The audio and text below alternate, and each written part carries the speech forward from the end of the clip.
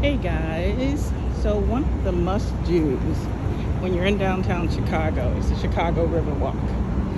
It's along the Chicago River, obviously, and they've really developed it into a great open space. This is where most of the architectural tours will leave from. You can buy tickets up on the bank.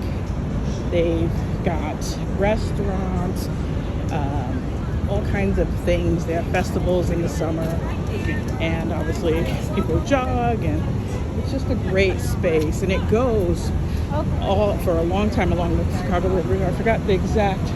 I know it goes at least up to LaSalle. Wells, and I don't know how far it goes down. I'm just walking along. I'm an upper whacker.